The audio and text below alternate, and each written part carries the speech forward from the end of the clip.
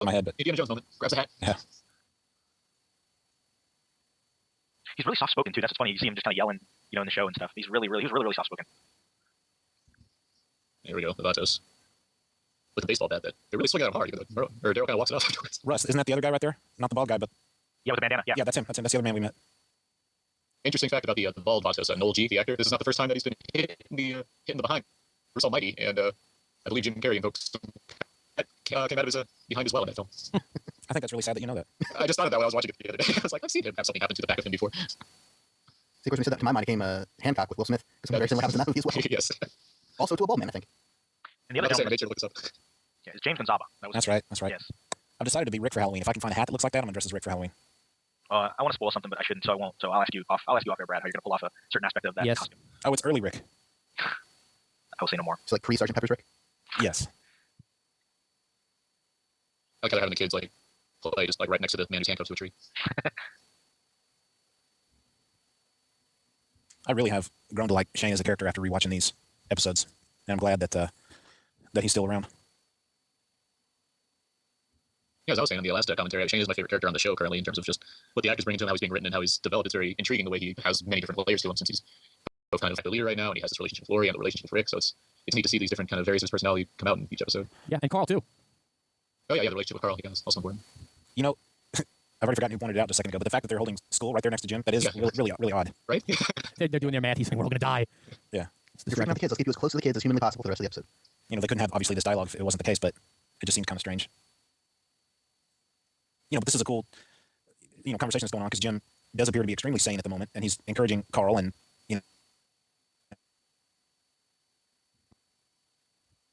across as not crazy.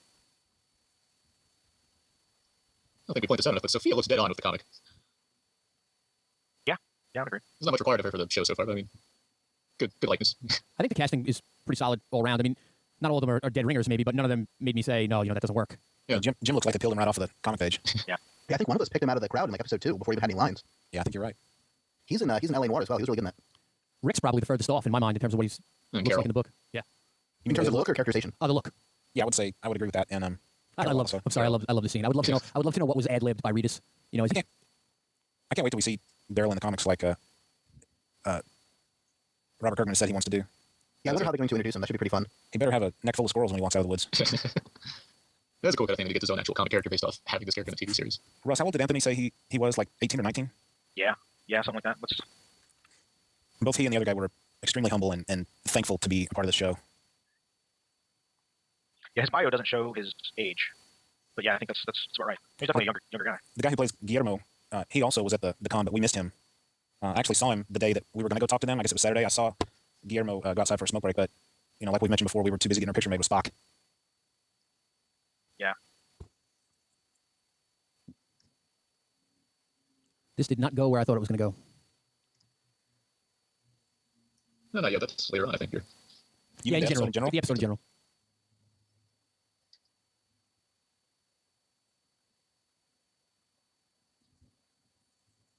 Yeah, I guess this part went exactly as I thought it was going to go. I'd love to know what this building is in real life. It's kind of a cool little compound. It also looks pretty kind of dilapidated from the outside. Yeah, it's kind of like the Atlanta Alamo or something.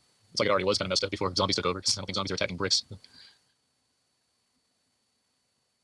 like it's a terrible nursing home. Fresh out of White Boys.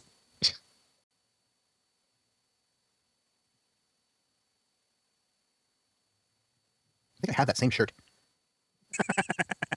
You don't wear it as well as he does, though, I bet. No, I can guarantee you're not.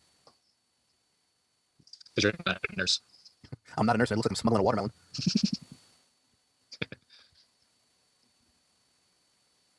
I can say that at this point in the episode, when I was first watching it, I was kind of annoyed in a way of like the show kind of going to this kind of area, thinking that it would go to the traditional way that this would kind of play out, which would be more of a cliche. But I was happy for the way it has that twist that happens later on with who these Vatos really are. So. Is that a refrigerator? Yeah, I did not notice that before. They hear the prop guy. Hey, I got this old refrigerator. Like, yeah, just put it in the courtyard there. Slightly angle it.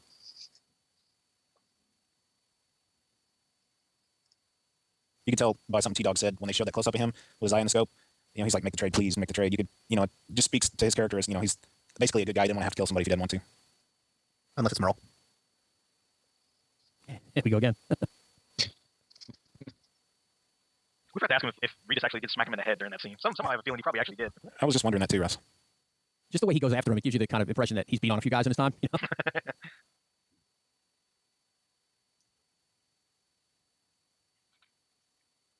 Do we know how many episodes are going to be in the new season yet? 13. Good. Yeah, I think it's from here out. It'll be the traditional AMC cable TV 13 episode season. Yeah, considering its awesome ratings that it did last season. Yeah. Pump out full seasons of Walking Dead. Yeah, it's funny, not to get off topic, but even HBO stuff is typically like 13 episode seasons, but Game of Thrones, I guess because it's so expensive, is only 10 episodes. Doesn't True Blood do 10 as well? No, I think True Blood's 13 as well. I thought The Shield was 10 episodes. The Shield was kind of a mix. They sometimes did more than others. Like I know, like the last season was like 8 episodes and a half. Or something. It was like 2 sets of 8 episodes for the last season. And The Sopranos was all over the place in terms of episode count, too, wasn't it? Yeah. Yeah, because they had some weird stuff. That 6th season was cut in half. It was all weird. Yeah, of all the cable networks, HBO seems to have the most flexibility in terms of how to do it. All right, what we have come up here is the textbook definition of the, help me with the pronunciation, the Deus Ex Machina, right? Is that how you say it? Deus Ex, more or less. Yeah, you're close enough. Machina. Grandma's the Deus Ex Machina. The grandma from the machine. Yeah. The grandma from the Grandma refrigerator. Ex Machina. There's no reason, with all these guns right now, there's no reason somebody wouldn't get an itchy finger. Oh, and just so happen. Oh, Felipe! Abuela. Machina. So ends this Atlanta Mexican American standoff.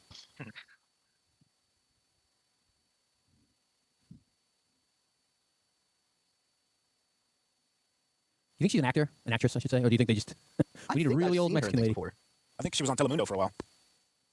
I've seen the girls on Telemundo. I've seen the girls on Telemundo, and that was a real long time ago. Well, it was a very long time ago. A real long time. Well, she has an IMDb page. This is Gina Morelli as Abuela. Yeah, it's expensive apparently.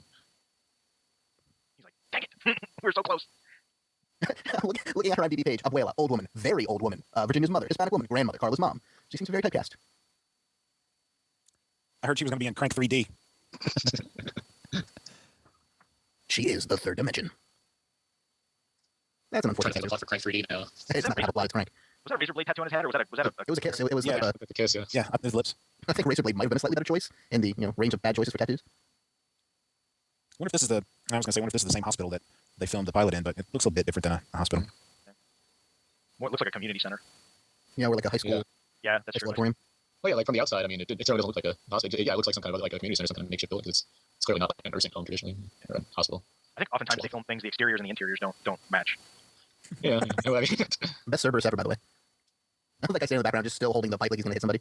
No, now he's put it down, but before he was holding it. that's his look. he's an accessorizing Vatos. He wanted to get that on his action figure if they made him one. I'd pick up a couple of Vatos action figures. Right? Well, you never know. Could be a series 2 of the television line. Maybe they come with one of the dogs as an accessory. I really wish there would have been actual audio commentaries by the crew and Kirkman for some of these episodes. Of this one, particularly since Kirkman wrote it, I would like to hear what he had to say about writing this episode and how it veers away from the comic so much and has this completely different subplot going on. Hopefully we get that for season 2. Yeah. Yeah, I was really bummed out about the lack of commentaries on this Blu-ray. It's pretty bare. I sure hope we get to see these Vatos again. I think I'll say it because it's on a public web page, but I think we do get to see this guy here, Guillermo, the character Guillermo. I think he's in either the first or second episode of the next season. I think his IMDb page I think says that. Interesting. So maybe I mean, IMDb is slightly less reliable than Wikipedia, but hopefully that's true. I'd like to see it back. I bet thinking about how the last episode ended of the first season, this one is supposed to pick up immediately after that one ended. What if Rick says, "Hey, I know where we can go to kind of rest up," and they drive right back here? Plus, they need to add to the ranks a little bit. They only have maybe 7 or 8 people left. Yeah. I'm calling it right now. I bet they go right back to this place in the first episode. The wager is set. I bet they go to a farm. No, not first. Eventually they will, but not right away. And then they're going to go to a... Nope. I'm not going to say it.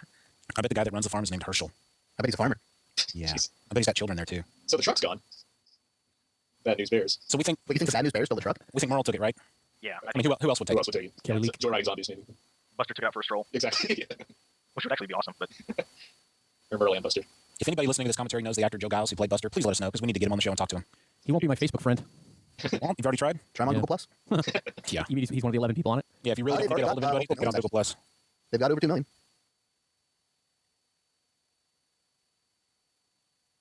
Including Rad John and myself. Yeah, I don't think I'll ever be back to there. I wasn't too impressed with it. yeah, people are gonna listen to this commentary years from now and go, "God, there really was a time when there was only 1 million people on Google Plus." No, more likely they'll be saying, "What's Google Plus?" Just as long as they listen to this years from now, that's all we ask. This episode does really, it keeps me pretty happy for the most part. A lot of pleasant resolutions up until the incredibly dark ending.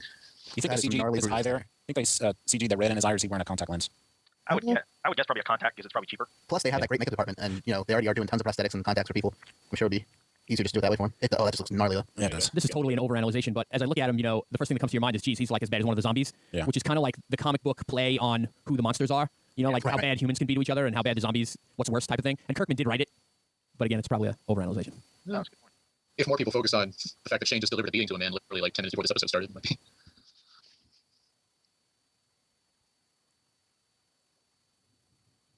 I don't need to justify my watch minute. I'm amazing. So prior to this, there was one zombie in this episode that I can remember. I mean, quote unquote, a live zombie. One zombie that was ambulatory, and I think there's only a couple zombies in the last episode, so we were on kind of a zombie drought right before this next scene. But the comic readers knew what was coming. Oh yeah. Yep. The moment we saw Jim, I was like, "Oh hey Jim, nice to see you. Don't let the door hit you with a good Lord split you." This whole scene here where everybody's just chilled out and relaxed, it sets you off guard. And as soon as Amy gets up to use the bathroom, you're like, oh my gosh, I know what's up. See, I actually didn't quite think it was going to happen right then, but now looking back, I should have. Oh, I did. Yeah. Someone goes off alone by themselves, makes a point out of it. Yeah, I think it was because of the distraction with what's his face, the guy who's all beat up. Ed. Yeah, Ed. I think it was because I was more focusing on, Ed's about to get it. So when she got it first or simultaneously, I was like, oh yeah, I forgot about Amy. Well, there's the possibility that Merle could have come up since you realize that he probably took the truck and that he probably could be heading back to camp. So that's So we had that wild as well. Yeah.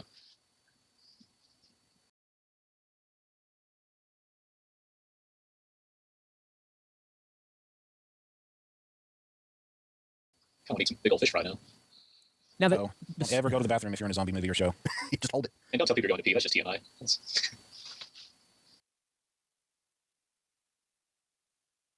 Don't unzip the tent. Good. zip it back up, quick, zip it back up. Oh, did Dale's RD have his last name and his wife's name on it? In the comic, I'm not sure. No, right on the side there behind the door. There's right Okay. taking the bite out of Amy. But it says Dale and somebody something. Oh, maybe so. Chunk. Nice little Easter egg. That's a pretty cool looking patchwork zombie. And there we go. If nothing else, Shane may be a creep, but he can handle a shotgun. I sure would like to take out some zombies with a shotgun. I think that would be awesome. Would you rather use a shotgun or a crossbow? Shotgun. Shotgun. I'd rather use There's a Abe Vigoda. Ugh. Good shot. I'm amazed at how different they made the two Greg Nicotero zombies look. Yeah. I mean, they look nothing alike. Wasn't the first one wearing glasses? I don't think so. The first one's the one where it's eating the deer. Yeah, I thought he was wearing glasses. Oh, it's in the comic that zombie's wearing glasses. Oh, so it is. Yeah. Yeah, this one looks much closer to just normal. Okay, fair. Now, if you miss the symbolism, you'll notice that Amy's wearing a blue and white shirt with stars on it, which is now covered in red, making the first of our many red, white, and blue flags either turned upside down or bloodied. That we'll see a lot of next episode, but this will be the first one right here. Hey, John, you know how you were overanalyzing things, or you thought you were? Yeah. I think Jordan's doing it now. No. Now, granted, a lot of that is, I think we mentioned signs earlier, or somebody did, but a lot of that is coming from signs when they're in the commentary. They talk about how they chose all kinds of red, white, and blue things all over the place. But next episode, there are so many American flags, you can't not miss it. What commentary are you talking about? The commentary for signs. They like, it was ridiculous how much subtext they tried to put in just like the placement of windows in the house. What are you talking about? We're watching Walking Dead. We're not watching signs. No, I know what I'm saying. They did a lot of similar design choices for red, white, and blue stuff. There are a lot of headshots going on right now. Now, in the similar scene in the comic, was it snowing? Yes. I think it was Yes, snowing. yes. Yeah. Because in the comic, I think like 3 months went by. Yeah.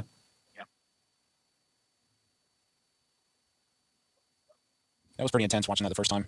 Like Jordan said, after having, basically 2 episodes of nothing. And you kind of knew it was coming, and it still was just very tense. Yeah. Well, that's really about Lori Holden too here. Yeah, this scene and the beginning of next episode particularly.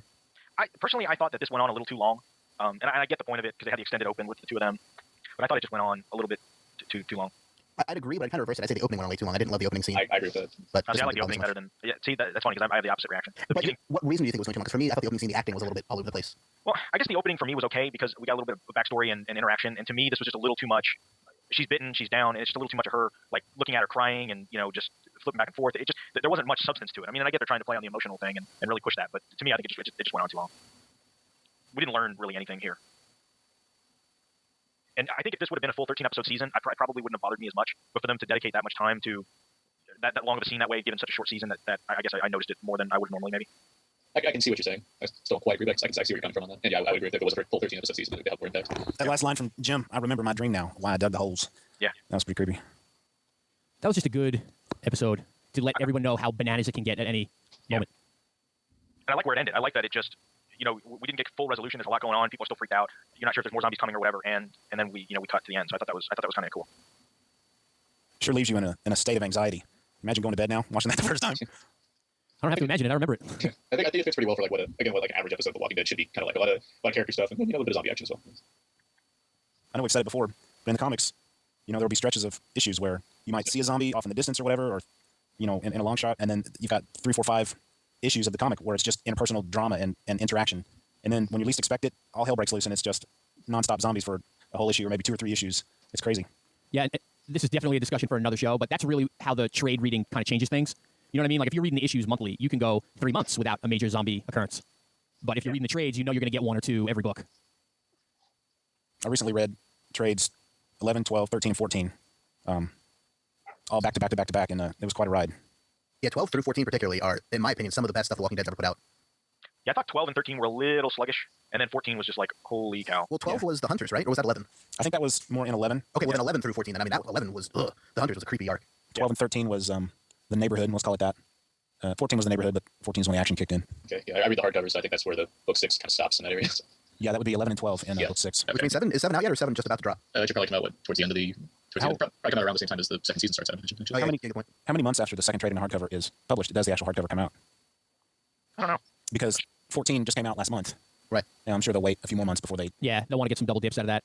I'll be double dipping. I've got 6 hardcovers, and I always buy the trades before they, when they come out, and then as soon as they put 2 out, I wait another few months and pick up the next hardcover. I've been holding strong on the trades. I do have the compendium, but I've been holding strong on just getting the trades and not getting the trade in the hardcover. Now, how many trades are in the compendium? I should know this. It's 48 issues, right? 8. 8. So we're getting close to compendium volume 2. Yeah. Yep. It's monsters. So that's Vatos. Everyone. Yes. Aaron, thanks again for helping us out. Hey, yeah, it's a lot of fun, and looking forward to being around more. Yes. What's the next episode called? The next for commentary? Yeah. Episode 5 is Loading slowly. Wildfire.